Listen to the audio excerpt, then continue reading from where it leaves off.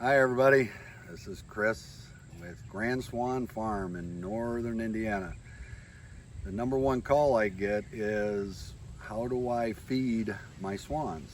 Well, what I use is the Autodyne 25, got a picture in there of it, by Bergen. You can get it at Tractor Supply, Rural King, and of course Chewy, online, and so forth. It's about $50. It's all plastic, so it lasts forever. If we can get a picture of the two that I have set up on the one side of the pond, because currently I've got 7 black swans, cygnets, and 7 mute swans. So it takes 2 feeders.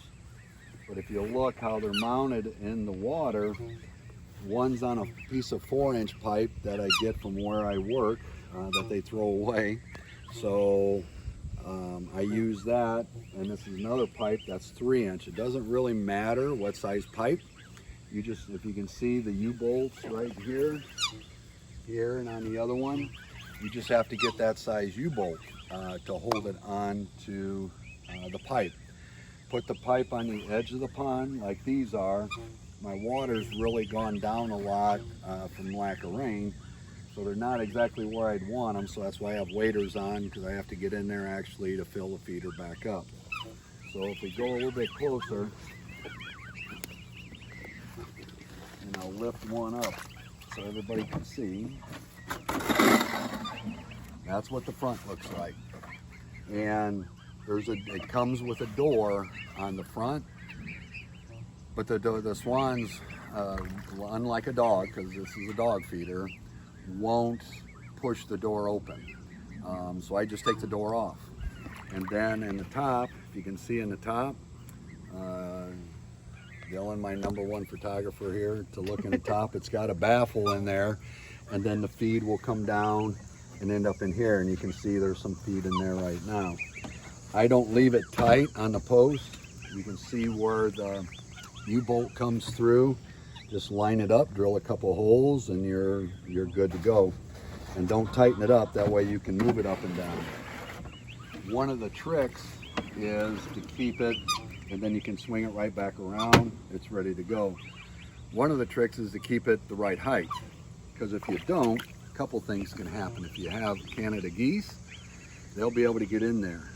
And you don't want to feed the Canada geese. Unless you do want to feed the Canada geese, that's okay too. But if you want just your swans, you have to put it at a height, because again, with their long necks, where they can get it, but nothing else can. If you put it too low, another thing can happen, like it did on this one. If you look in the bottom, there's a corner here that's missing. It's all chewed up in there. That's from a muskrat that I've got in a pond. He actually chewed a hole in there and then started to build his nest in there. Had a bunch of weeds and different things in there. And if the swans sense something's wrong, they won't go near it for a couple weeks.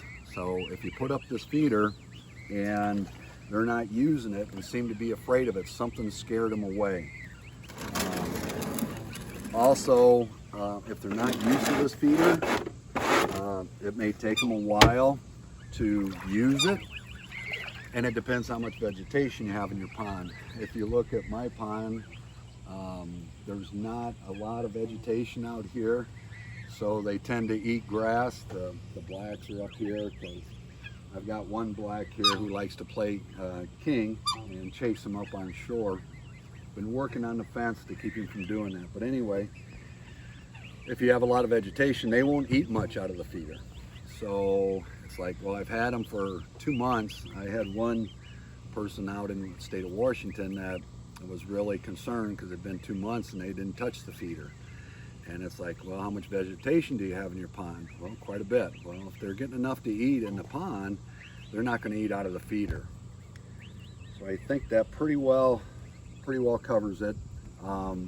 Again, probably the easiest thing to do is to go to a Menards or electrical supply house and get some 2-inch EMT, which stands for electrical metallic tubing, or in a trade it's called thin wall.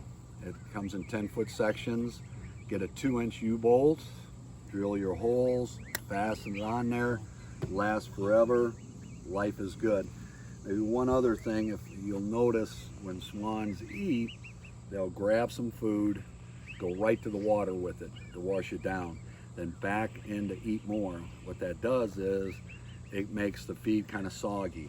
And if you leave it in there for a day or two, it really smells, it'll attract flies and so forth. So just make sure you keep that cleaned out and fresh food in there. And if you're in a climate like I am, my swans stay on the pond all year with an aerator to keep the water open. When that water gets in there, it'll freeze. So every day, every other day, you gotta take a screwdriver, break it all up, throw it in the water in the feeder, or in front of the feeder, excuse me, because they'll eat it, they'll dive for it and eat it then. Trying to think, I think that's about covers it. Oh, one other thing would be to help with that water. I drill a couple 2, 3, 4 1/4-inch holes in the bottom of the feeder. Kind of lets the water drain out if it gets too much water in there. Planning on making my next video on DNA sexing, how to get a blood sample, and also what to feed swans, but that's in another series. And I hope this helps everybody, and have a great day, and thanks for watching. Check out grandswanfarm.com for more information. Have a good day.